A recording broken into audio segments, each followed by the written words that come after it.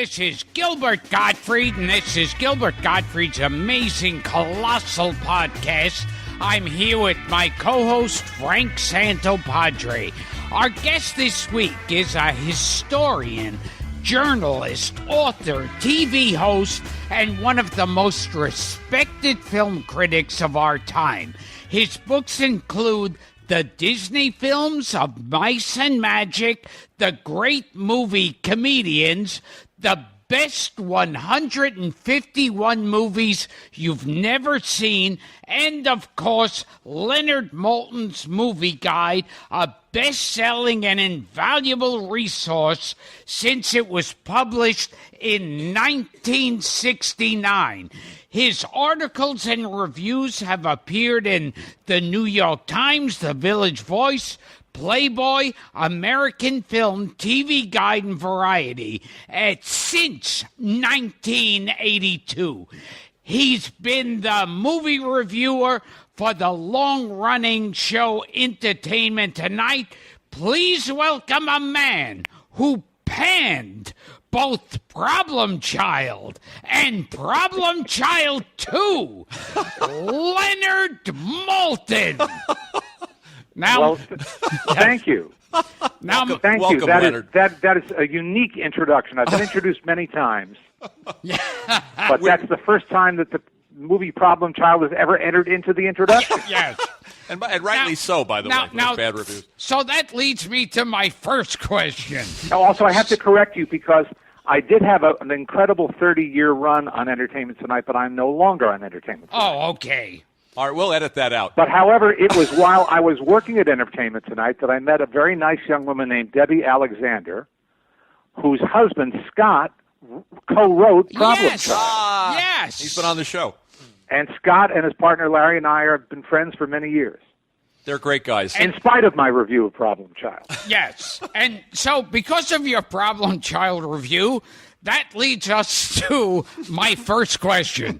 Uh-oh. Would you please go fuck yourself? Well, herein lies the problem. Yes. And it is a problem. I grew up in the New York area. I was born in Manhattan. I grew up in Teaneck, New Jersey. Spent most of my adolescence, in and around New York and haunting all the revival theaters at the time and the Museum of Modern Art, going to the memorabilia shops, being part of the underground film societies of the day, all of that. And then out of the blue, and it really was out of the blue, I got this job as a movie critic on a brand new TV show called Entertainment Tonight. And at first I commuted from New York to L.A. I did that for a year and a half. And then ultimately I moved out here with my wife. And E.T. moved physically to the Paramount studio lot. So now not only was I a movie critic living in Hollywood in the midst of the movie industry, I was even at a movie studio. And this caused, some occasional problems and conflicts. Not as many as I anticipated. But one of the things I learned early on was that I really couldn't be friendly with people who made movies. I had to keep an arm's length because nobody likes to be criticized, and that includes me. Interesting.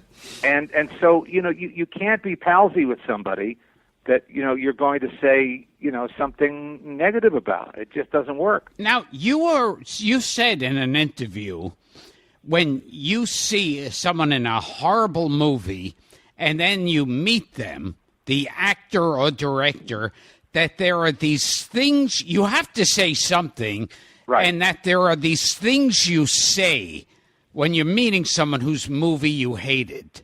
Well, I've collected these phrases, Gilbert, over the years. The problem is I never have the nerve to actually use them. But the things that you can say are things like, nobody enjoyed it any more than I did. That's good. Or, I can't tell you how much I liked it. So because you had to Pam the Problem Child films, there's one that you do with a little punch on the arm. You say, "You've done it again." Oh, that's funny. But the truth is, when I run smack into somebody, like after a screening, and I'm staring them in the face, and I know them, and they know me, I thumper and I get tongue-tied, and the best that I can come up with is congratulations on your film. That's funny. Now, the truth is, making a film is a big deal, right? It is a big deal to get a movie made. So you've made a movie. Congratulations. Now, how they want to interpret it is up to them. Well, it's like they always say it takes as much work to make a bad movie as a good movie. Sure. Now, here's something. Nothing drives me crazier than when I see a movie that I hate, and then I read all the reviews, and every single reviewer loves it. Have you been in that position a bunch of times where you hated a movie? I've been on both sides of that fence. I've been the only one, or seemingly the only one, who disliked a movie everybody likes, and conversely, I've been the champion of a film that nobody seems to like. That's happened many times, too. Now, do you remember offhand the films you hated that got great reviews? Well, hated is too strong a word in this case, but I mean, for instance, I was not, just as a for instance, I didn't like Foxcatcher last year. Foxcatcher left me cold. I could respect it and admire it. Steve Carell certainly did a good job. Everybody in it is good. Mark Ruffalo, I mean, they're all, Channing Tatum, they're all good in it. It's not the actor's fault. But the film just didn't play for me. It didn't work for me. And yet it was, of course, very, very highly praised and an awards contender.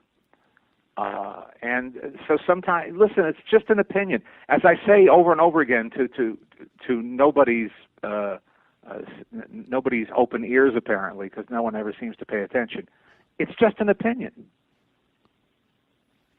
And, also I wonder about, now, what has happened now? Like, I remember years ago, before the internet, we had our movie reviewers. Wait a minute, there was a time before the internet? Yeah, believe it or not. Yeah. We had our movie reviewers, our columnists, our writers, and those were the ones you went to. Right. And now every single person in the world is a movie reviewer and a columnist. Yeah, and a musician, and yes, a filmmaker, and an artist, and a comedian, and a voiceover person. Yeah. It's the age of the amateur. Now, there are a lot of very talented people out there, and some of them, and the line is completely blurred now between amateur and professional. I don't even know how you determine one from the other in many ways. But you're right. I mean, there used to be people that you relied on in a certain way, and now all bets are off. It's why a lot of my colleagues are losing their jobs. Who did you rely upon, Leonard, yourself in those days? Pauline Kael, Andrew Saris, those type of people? Well, I read them. Mm-hmm. I tried never to rely on anybody in the sense. Yeah, I'm not a typical reader. Mm-hmm. I'm also going to be writing a review and giving my opinion. So I would never read anybody ahead of time. And I didn't turn to critics for the reason that many people do, to get an opinion. If I'm reading a review, it's after I've seen the movie, and what I'm looking for is a thoughtful, interesting, provocative, good piece of writing. If it's a film that I didn't quite get, maybe the reviewer helps explain it to me, or perhaps they illuminate something that I didn't fully understand, or they help me appreciate it more. There are all sorts of things I can derive from a really good review. But I'm not looking for just a thumb up or a thumb down. Sure. And speaking of that situation you just spoke about where you didn't have the right words, or you were looking for something to say, wasn't there a Kevin Costner story? Well, that was one of the most awkward moments of my professional life. When I was working for ET, I got a call one day. Hey, tomorrow afternoon you're going to go see the new Kevin Costner movie. They're having a special sneak screening at Warner Brothers in Burbank, and you'll see the film at 1 o'clock, and then you'll immediately go to Kevin's office on the lot and interview him. Okay, fine. The film is called The Postman. Now, I knew nothing about it, which is the way I like to see movies. I don't like to know anything ahead of time. Yeah, you don't like trailers and all that stuff. No, I don't. Yeah. I try to avoid them. So okay, fine. So I show up at Warner Brothers in their biggest theater, a 500-seat theater on the studio lot. And there's maybe a dozen people scattered around this theater. And I find an isolated spot by myself. And Kevin is introducing the movie. And he waves hello to me and welcomes everybody in and says, I put my heart and soul into this movie. I really hope you like it. Here it is. Okay, so the movie begins. And it's a big epic scale film, set in the West and all this. And it goes on and on and on and on. I actually got to a point, this is very, very rare for me, but I think by the third hour, I was actually muttering, audibly muttering to myself. I was saying, "Oh, jeez. Oh, please. Oh, jeez." It was pretty excruciating. So now picture this. All right, the film's over now, and I stay and watch the credits. The film isn't over for me until I've been threatened with civil and criminal prosecution. That's when the film is over, not a moment earlier. I go to the men's room. It had been 3 hours after all. I go to the men's room, and then I walk maybe 100 yards to an office that Kevin Costner has on the Warner Brothers lot where the E.T. crew is already set up. They've got 2 cameras. The lighting is all set, and there's Kevin. Hi, nice to see you. How you doing? I sit down. Now, of course, all I'm praying is that he's not going to say, how did you like the movie? Because I've been in this situation before, and many, many, many actors and even filmmakers are smart enough not to ask that question. At that moment, I'm not wearing my critic hat. I'm wearing my interviewer hat, right? So I'm there to do an interview with him. How'd the movie come about? What was the inspiration? What was it like having to direct yourself? All those things. And in the middle of, and so we're going along and we're having an okay conversation. And I'd interviewed him before and all that. So we're getting along fine. And in the middle of it, he says, I like big movies. I like big epic movies. He says, in my home theater, I got posters on the wall for films like Ben-Hur and How the West Was Won, big movies. He says, and that's the kind of thing I was trying to emulate here. And he says, I hope it worked for you. And I say, in one of my rare moments of inspiration, I say, well, it looked great on that big screen. And he bit. He said, exactly. That's the idea. Nice save. Now, to be fair, I ran into him about 6 months later, and by this time, of course, the film had been panned and pilloried by everybody. So it's not like I was a maverick opinion. Sure, it's a post-apocalyptic anyway. drama, right? I mean, I've never seen it. Right? Yeah. It's whatever. It's I've tried to forget it, but he saw me and he was not unfriendly, and he said, I still like that movie. I said, well, you put a lot into it. I understand that, So he didn't bear a grudge. Now, I think the last time we worked together, unless I'm totally in a daze now, I think it's when they were releasing the Aladdin DVD. It was an Aladdin reunion. Yes, and it was me, some of the other voiceover people, and the animators. Yeah, and John Musker and Ron Clements and the directors and Eric Goldberg, one of the animators, a lot of those folks. Yes, that was a nice occasion. And because you wrote a book about Disney films. Yes, and another on the history of animated cartoons. Now, most importantly, can you review the parrot in Aladdin? Was it his best work, Leonard? Gilbert, that's a hell of a parrot. Looked great on the big screen. It was a very colorful parrot. It sure was. Well, that's a film I like very much. And I'm not alone. Yeah. And speaking of cartoons, Leonard, you grew up. You said you grew up here, and you watched what we watched. You watched Channel 11, watching cartoons, Laurel and Hardy, the Stooges. All of that. I had the unforgettable, once in a lifetime experience when I was 13. It was either 12 or 13 years old, of going with a friend who was very friendly with him at the time to Chuck McCann's one of his live shows one day, his daily show on WNEW at the time, and standing there and watched him do Little Orphan Annie and Dick Tracy and all that cool stuff. I never laughed so hard in my life. We love Chuck. And the idea that years later I would become friendly with Chuck, who I see all the time, is just mind-blowing. Sweet guy. And you were a big fan of the Warner Brothers cartoons. Oh yes, absolutely. And again, I mean, I've just been so, timing, as they say, timing is everything. I've been so lucky to meet so many of my heroes. I mean, people who really helped, well, in the case of those cartoons, shaped my sense of humor, shaped my outlook on life, my sensibilities, not just entertain me. I mean, in addition to entertaining me, to be able to spend time with all those people. I met Mel Blanc. Oh, wow. And Chuck Jones and Friz Freleng and Bob Clampett and so many of the people who made those great cartoons.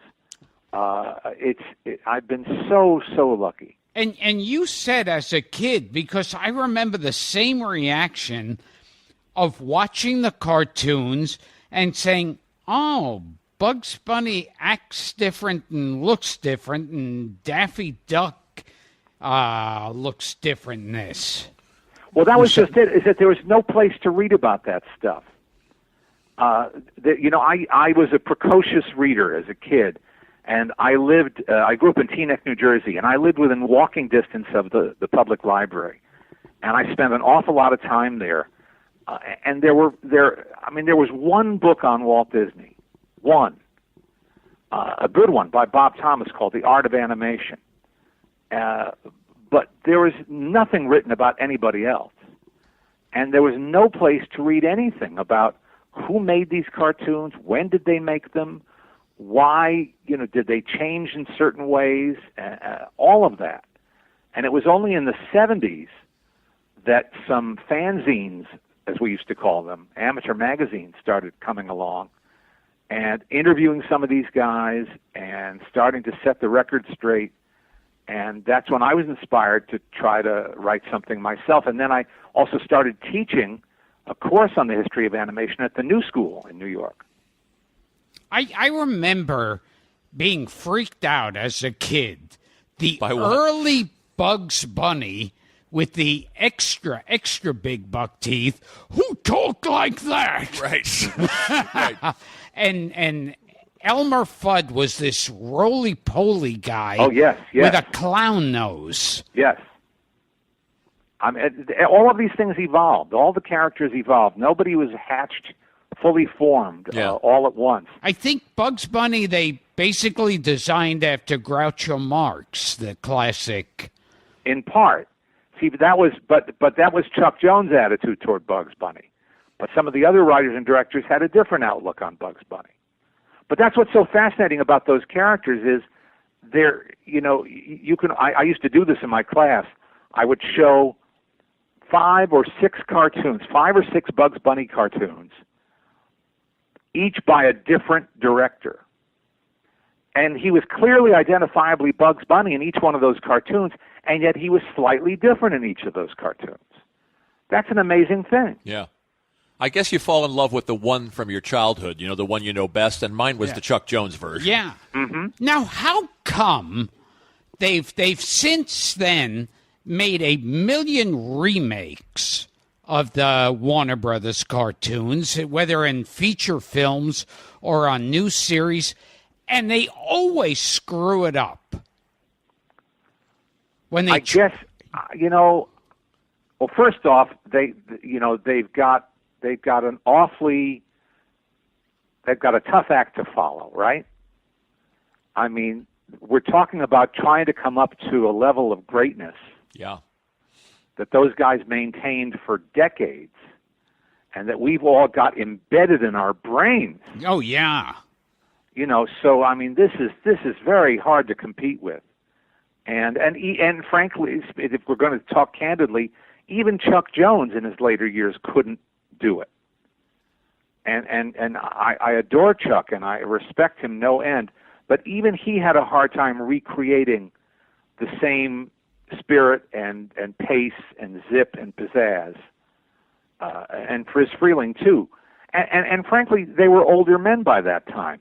And I think part of what made those cartoons so great is that in their heyday, the guys who were making them were young. They were young and full of beans and very irreverent, and they were kind of they were bucking the system. The studio was kind of the establishment, and they were the anti-establishment. Well, it's the old problem with comedy. I mean, you can only be avant-garde for so long. Listen, I remember seeing the Three Stooges make a personal appearance at the Oritani Theater in Hackensack, New Jersey, when they were promoting the Three Stooges in Orbit. Should I just stop there, or should I go on? Oh, yeah. Oh, wow. what year is this, Leonard? That was the Joe Dorita era, stage. yeah. Yes, exactly. Yeah. We're talking about the early 60s. You said it without saying it. Yeah. And I took a lot of heat from some of my friends and classmates for, you're going to do what? You're going to see what? But I was kind of impervious to those taunts. I was going. So we're sitting there in a packed theater, and an offstage voice who within seconds is recognizable as Mo is announcing them. He says, "And now, boys and girls, please welcome those three silly billies, the Three Stooges." And out they come wearing very garish outfits. And we all go nuts because it's the Three Stooges. Yeah. But they're older. They're older men. And, of course, it's not Curly. We want it to be Curly. Yeah. Now, little do I mean, Curly is dead. Now, we don't, this is not something that computes very easily to a kid. Yeah. That Curly is gone. Even Shemp is gone, for crying out loud. And poor Joe Dorita, talk about tough acts to follow. Exactly. And so there's Joe, Curly Joe, as they call them, doing the best he can. And, they're not going to come out and do one of their routines from 1936. Yeah.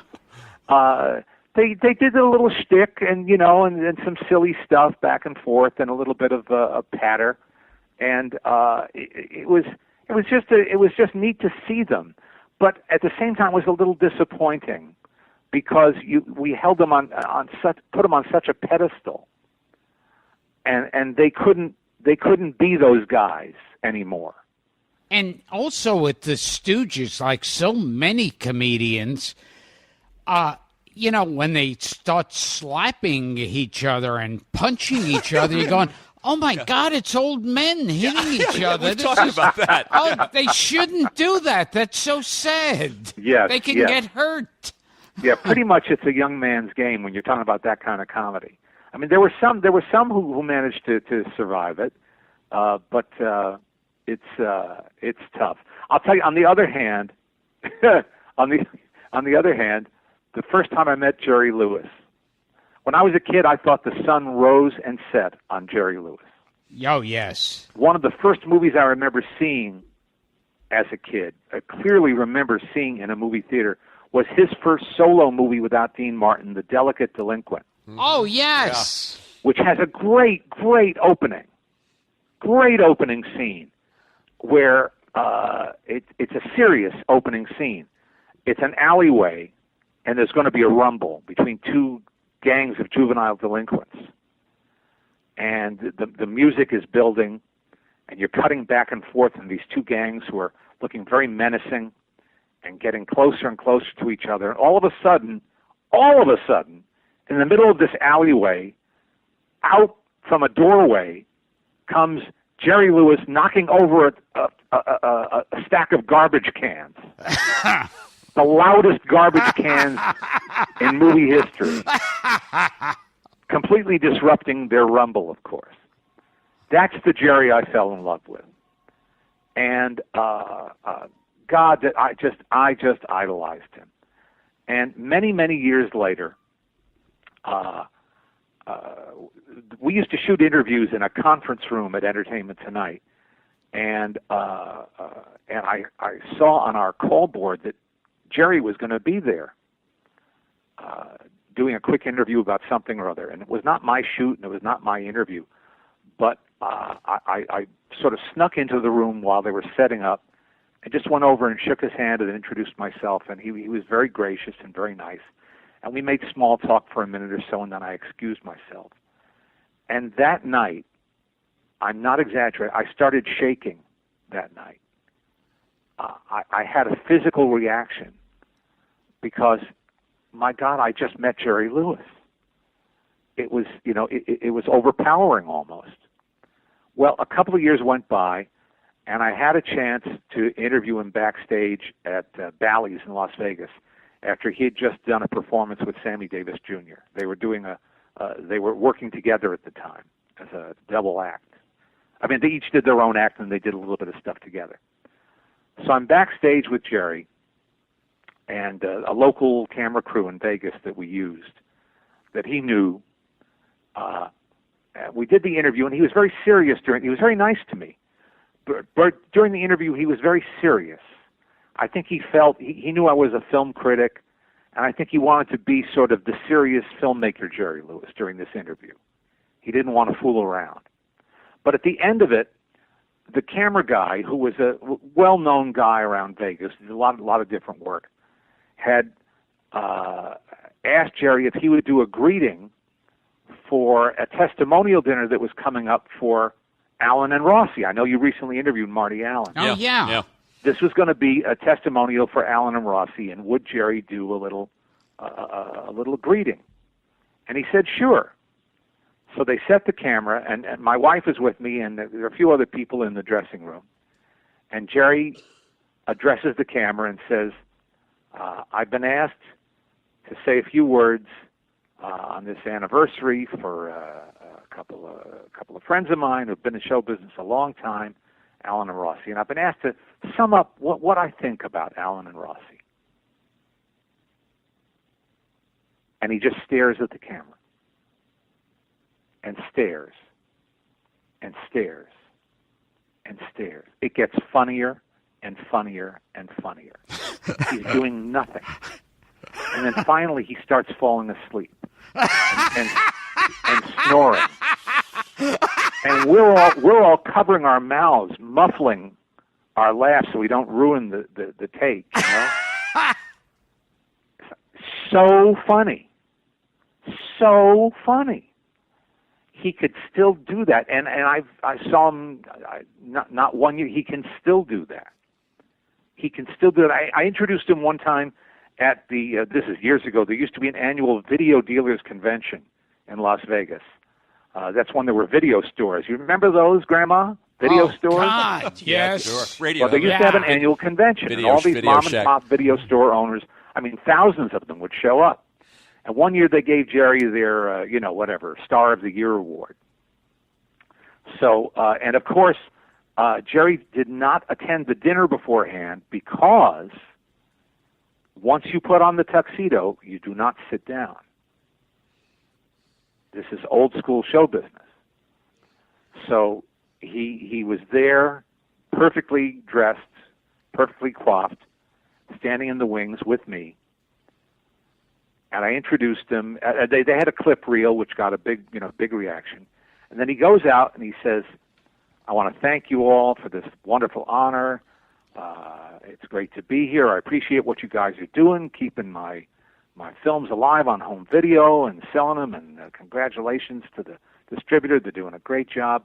He says, "And he says, when I say it's an honor, I mean it, because I've had a lot of great honors in my life. I've performed before heads of state.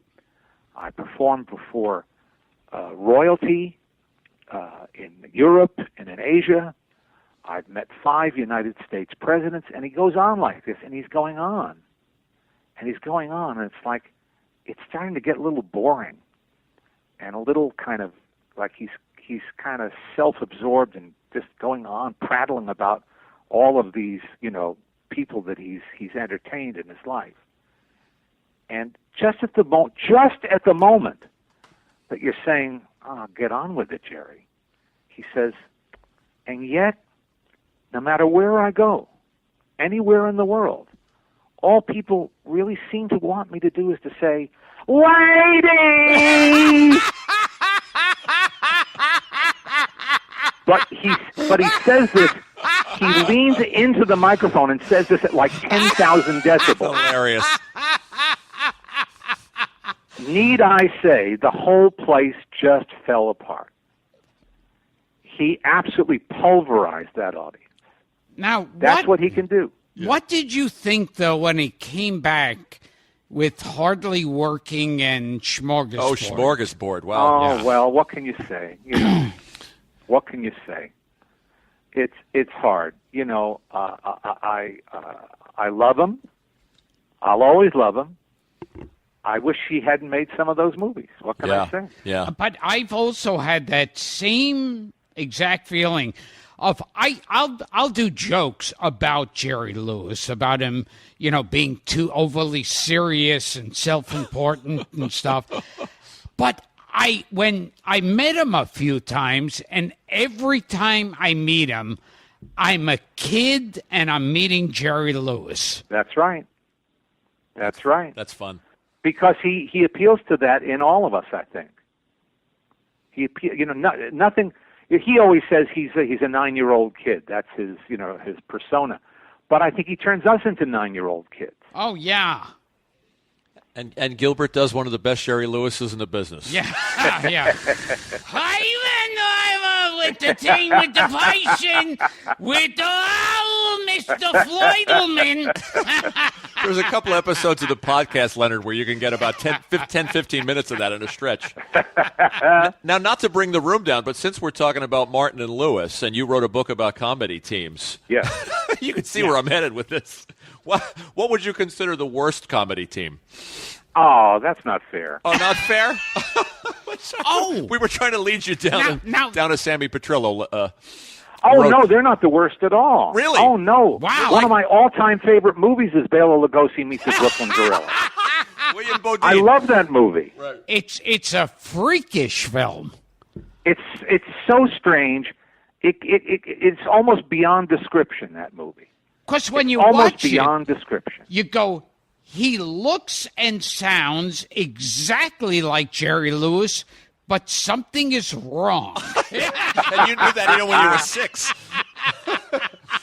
Duke Mitchell and Sammy Petrillo. Oh, Yeah. Now, how come that, for years there were comedy teams, and now there are no comedy teams? Well, I think because that era we're talking about was sort of a hangover from vaudeville. And the last gasp of vaudeville was not that moved into nightclubs, of course, the nightclub era in the 40s and 50s, and what they used to call the presentation houses, the movie theaters that still had 5-6 live acts, especially in big cities like New York, and then that Larry Gelbart, the late great comedy writer, had one of my favorite quotes of all time. He said, "When vaudeville died, television is the box they buried it in." Wow.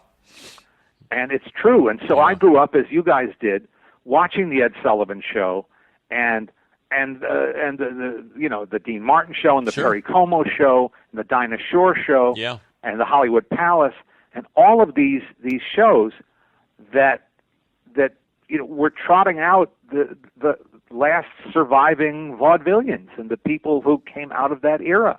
There were so many comedy duos. I mean, in Allen and Rossi, there was Rowan and Martin. Noonan and Marshall. Noonan and Marshall, we just talked about, And a little later generation, Patchett and Tarsus. Mm-hmm. Remember them? Oh. Burns and Schreiber. Oh, yeah, I love Burns and Schreiber. And what I remember about shows like Ed Sullivan it was like, maybe as a kid you wanted to see the comedian or the rock group, and you were forced to experience other forms of showbiz. Well, exactly, and that's what's missing today, in this world of specialization and narrowcasting and all that. Now, mind you, at the time, I don't think we appreciated that we had to sit through Roberta Peters doing an aria from Puccini, right. In order to get to Senor Wednesday. Yeah. Or Myron Cohen. Yeah, exactly, but we did. So at least you could say, well, I know what opera is. Yes. I may not like it, but I've heard it. And the same with all the other kinds, not to mention the animal acts and the acrobats and the jugglers and whoever else. Or they would have. And let us not forget Wayne and Schuster. Oh, Wayne and Schuster. Oh my God, that's right. Yeah. Who I think made more appearances than anybody on the Ed Sullivan. And right? I remember they would sometimes have actors doing dramatic monologues. Yes. The works, you name it. That really was vaudeville. But it's like you were better off having seen all those other people. Yes. Now, as I say, we didn't always feel that way at the time. Well, because we were impatient, to get to the stuff we wanted to see. To get to the marquee chimps. Yeah, exactly. Yeah. But even you go back and you look at that the Beatle episode, and I mean, you've got Frank Gorshin's on there. Oh, yeah. And Mitzi Gaynor and her yes. Dancing Boys, right? Oh, Mitzi McCall and Charlie Brill, I think, Yes. are on that yes. episode. And Jack Wilde, was it Davy Jones, and a live production of Oliver. Oh, Yep. yeah. I mean, so much variety. And I have to get to, this is something, I don't know if it's all urban legend or what's true. You always hear it that the Little Rascals always wound up, each one, a horrible end. No, that's easy exploitation hype, and it comes up at least once a year on one of the tabloid type shows, The Curse of the Little Rascals or something like that. And for every one of the unhappy stories, like Carl Schweitzer, Alfalfa, who died by gunshot and who had a kind of a miserable life right from the start. He had came from a bad family background.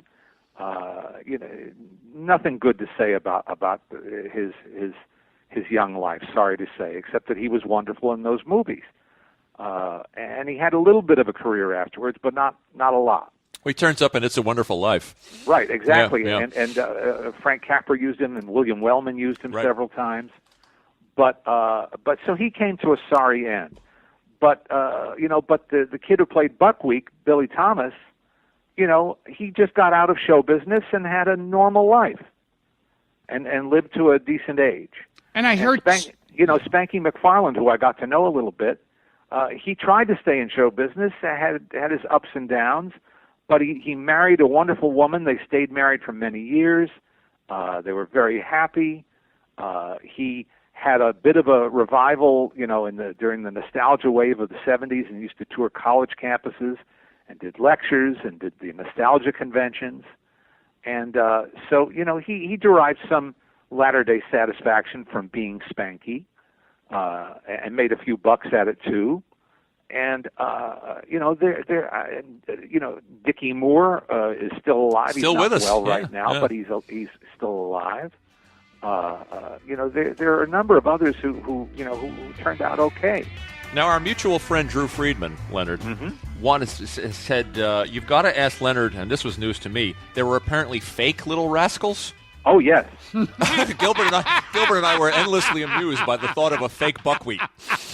I have a bulging clipping file of people who could. What it would usually start with convincing a local reporter. This is when newspapers were a little more active and vital than they are today, and before the internet. But they'd convince somebody, be it a local reporter, be it somebody at a nursing home, be it a family member who then reported upon their death, that they were the original Stinky in the Little Rascals.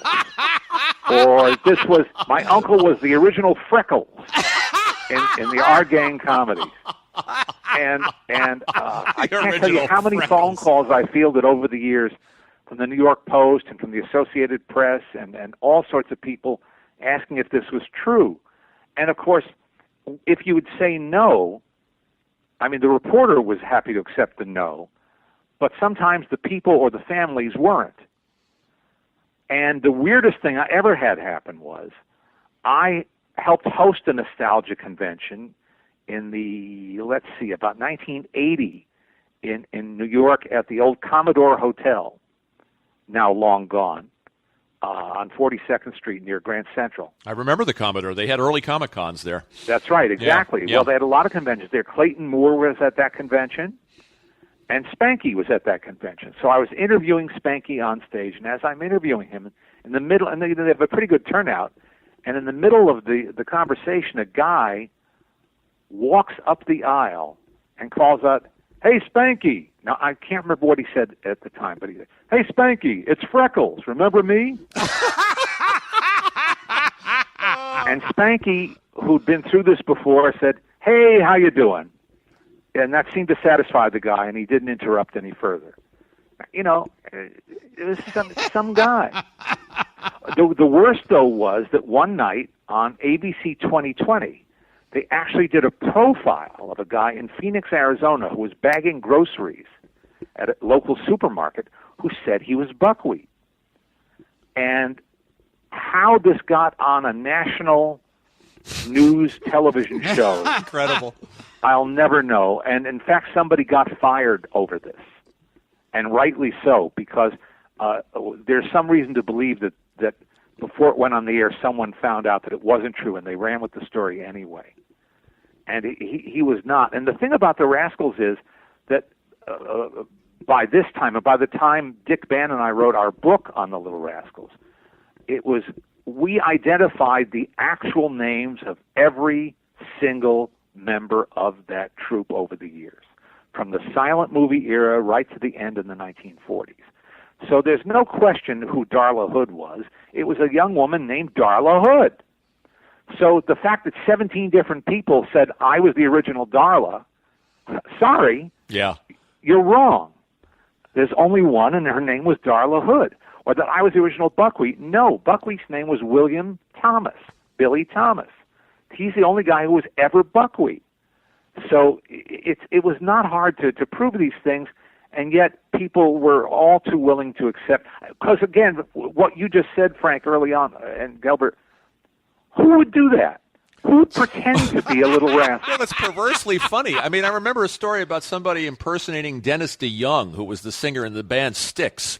I can see pretending to be a rock star, but pretending to be Buckwheat is bizarre. See, it's or a descendant of Alexander Hamilton, or Thomas Jefferson.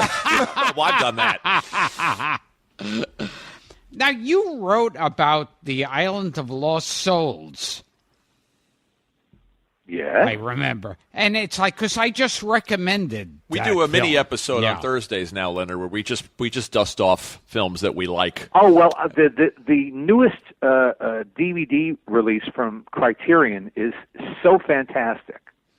The quality of the picture, it's never looked this good. They pieced together this print from like 4 different sources, and it's more complete than it's ever been. And it looks breathtakingly beautiful, and it's such a creepy movie. What a creepy film.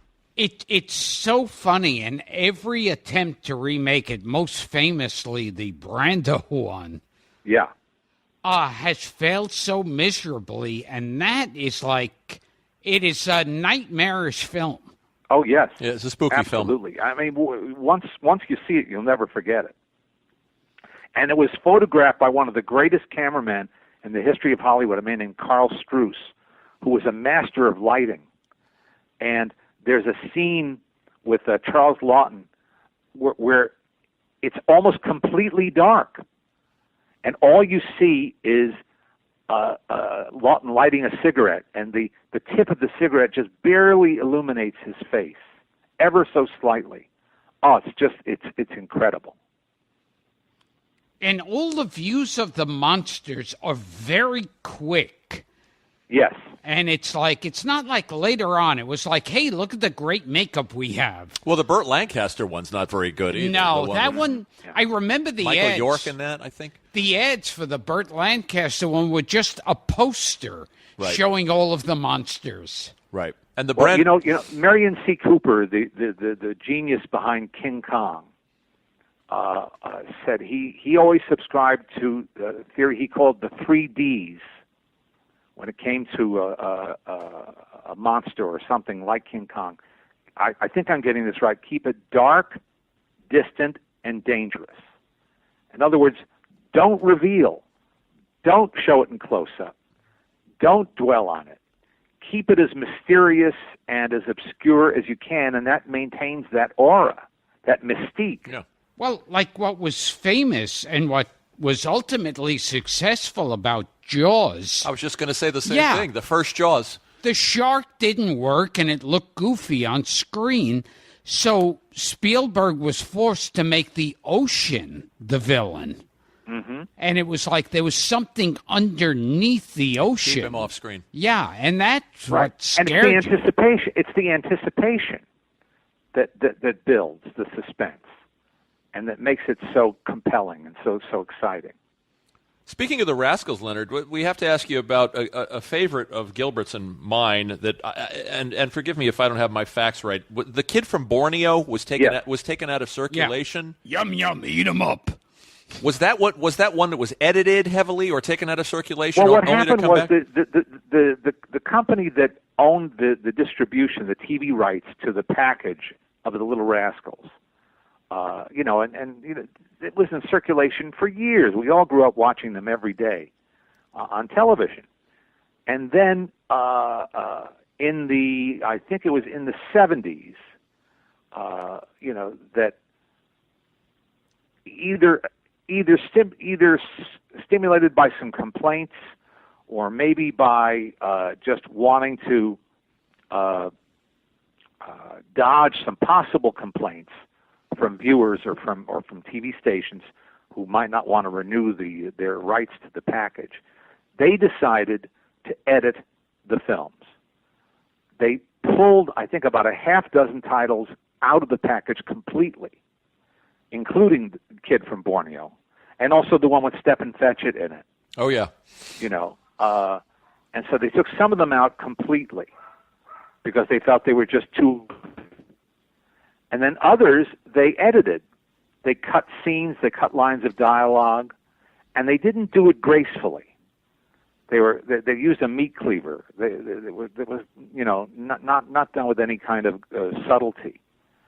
And this was a well-meaning attempt to keep the films alive without showing something that could be offensive. And let's face it, some of that stuff, is, if anything is politically incorrect, it's some of that material. Well, it's of its time. But the difference here is that it's being shown to kids. Right. So I understand it. I understand the motivation behind it, and I understand why they wanted to do that. And but then later on, in later years, when people wanted to do stuff with the films and try to put them in the right context and show them in a proper way, and present them responsibly and explain what was going on, and warn parents and all of that, they still didn't want to let them go. They still didn't want them to be shown. So it's remained a hot potato ever since. I see. I tell you, the Kid from Borneo, when you're a kid, is one of the strangest things you've ever seen in your life. Very weird. And doesn't he end up getting shot in the ass with a Roman candle? Oh, I remember the ending of it. What? Subtle they weren't. Yeah. Say that again, Leonard. But of course, listen, I said subtle they weren't. Subtle they weren't. Yeah. But the thing is, I once this may seem out of context, but I hope it isn't. Years ago, when I was talking to Chuck Jones, the great animator and cartoon director, he used to take some heat at one time over the violence in the Roadrunner cartoons. And CBS used to run the Warner Brothers cartoons on Saturday mornings for like 20 years. They were hugely popular. But they started editing them. They would cut out all gunshots. They would cut out all explosions, anything that was seen to be violent. And Chuck Jones used to say, when people would say, what do you think about the accusations of violence in your cartoons? He'd turn to someone like me. He'd say, well, you grew up watching them. Did you turn out to be an axe murderer? Right. Right.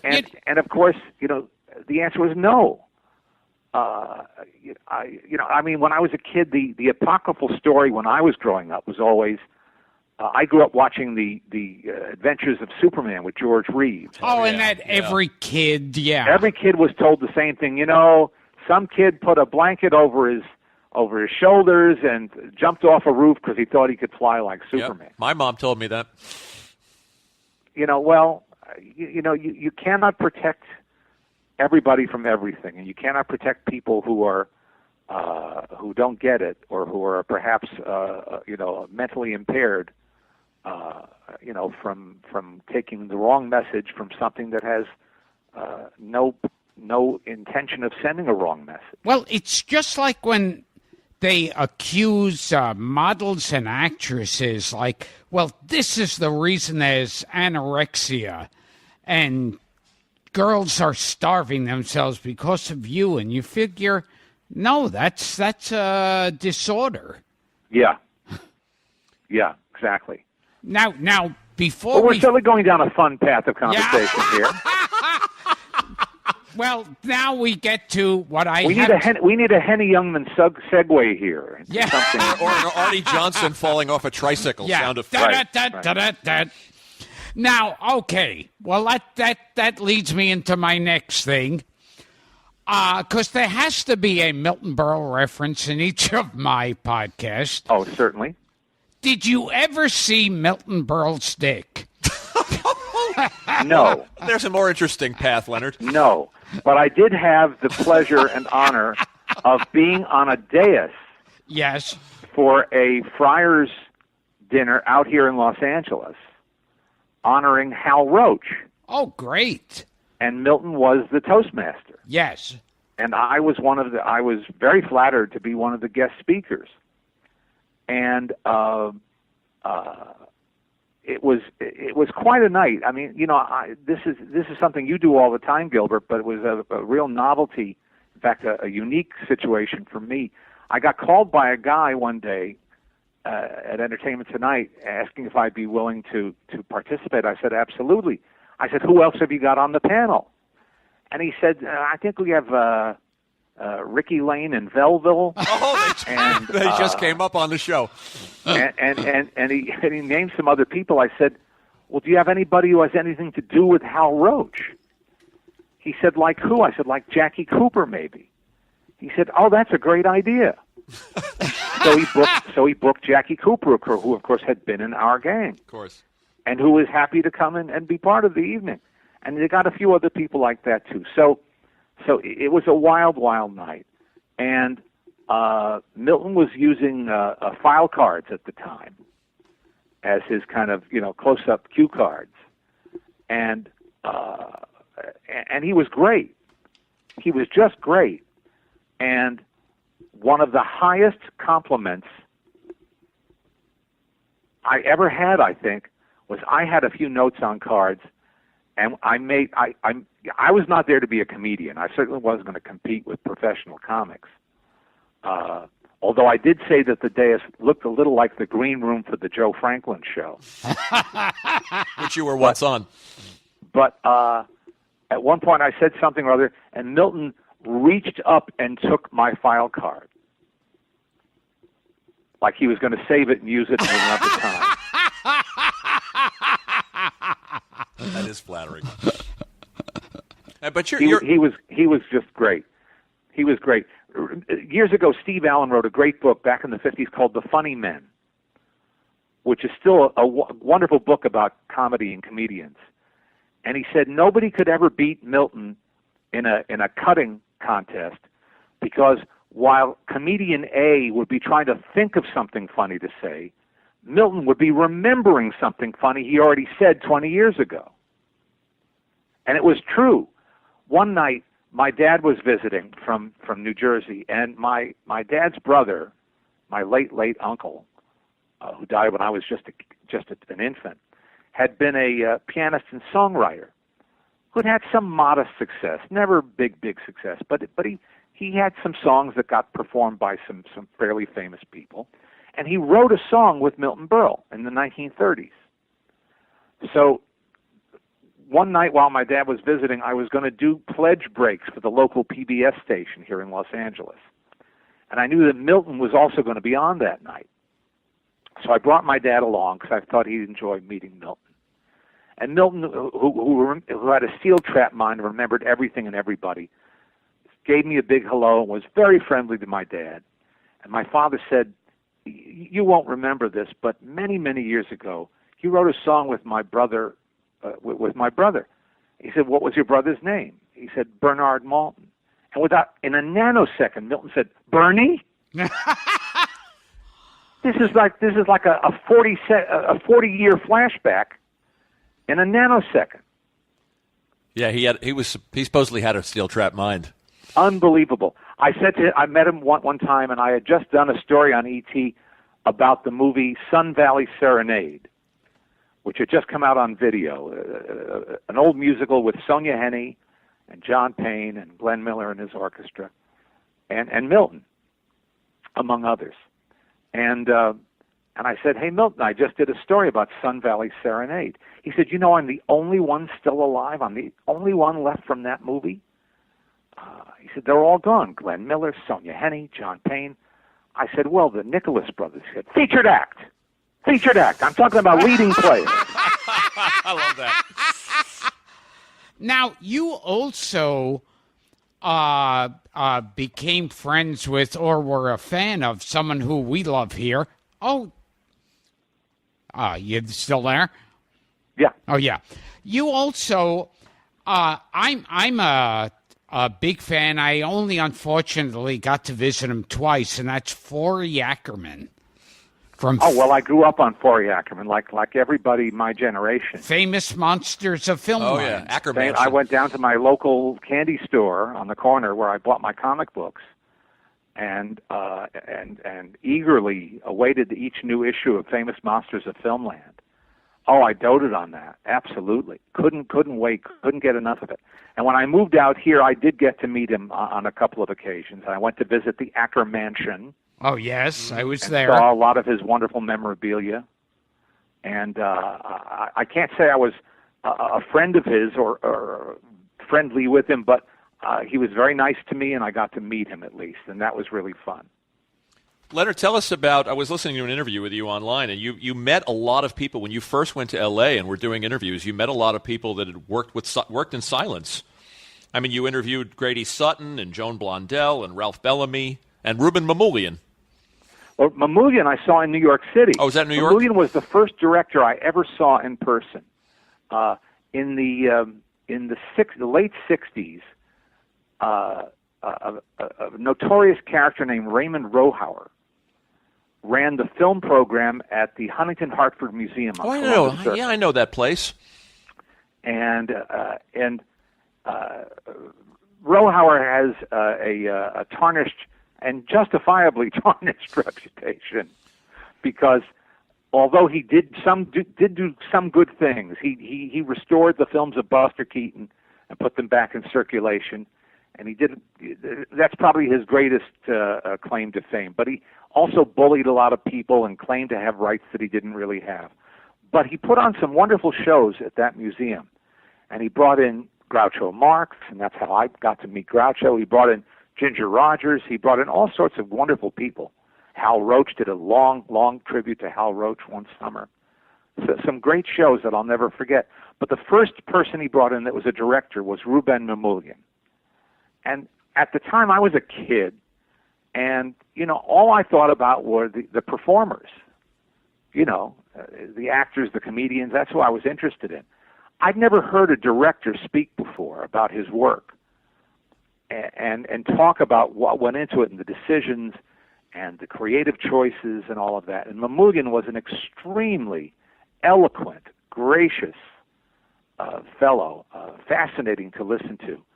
and I just kept going back day after day to hear him because he was so fascinating. So it was a sort of a life-changing experience for me. Directed so I owe a lot to that experience. He directed the Jekyll and Hyde picture, right, with Frederick March. With Frederick March, yes. And that he directed, was the movie where everybody wondered about the transformation scene, how he achieved that. Yeah. And I'm not the one who can tell you because I don't remember.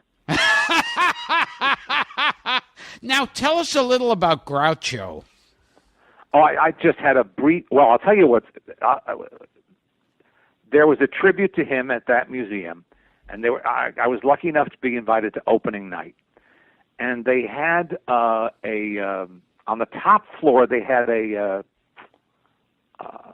cocktail lounge, a reception area. And that's where Groucho was going to be after the program itself. So I was there with my best friend, and I brought my copy of the Groucho Letters, which had just been published, a hardcover book, a collection of I have that, Oh, yeah. sure, yeah. So, and what I wanted was that I wanted to get his autograph. And I noticed off to the side, Cindy Adams was there with the TV crew from Channel 7. So the elevator was right in the middle of the room. I said to my friend, look, here's the elevator, there's the TV crew. He's got to walk this path. If we just stay on this path, we can't miss him. So that's where we planted ourselves. And he was there with his brother Zeppo. Wow. Well, they walked right by us, and we didn't recognize them because they were these two little old men. We got them on the way back. Wow. And he did sign my book. But that was another instance of a clash of reality versus, you know, what you have in your head. Sure. Although that night when Rohar was introducing him, and Rohar was not a great public speaker, he was kind of thump-ring and saying, and we're here to pay tribute to a very special committee. Groucho pushed his way on stage, shoved Raymond away from the microphone, and said, "That's enough of that."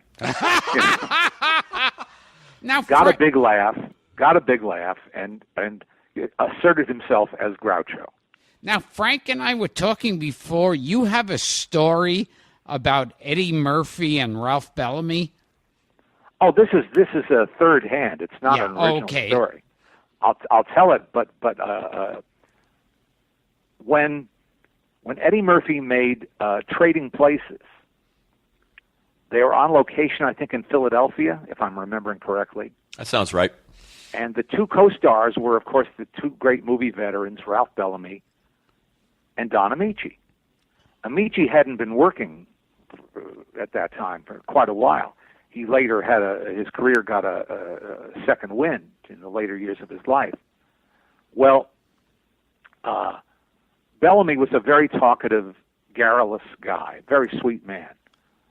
And he's chattering with the makeup trailer with Don Amici. He says, "Don," he says, how many pictures you figure you've made?"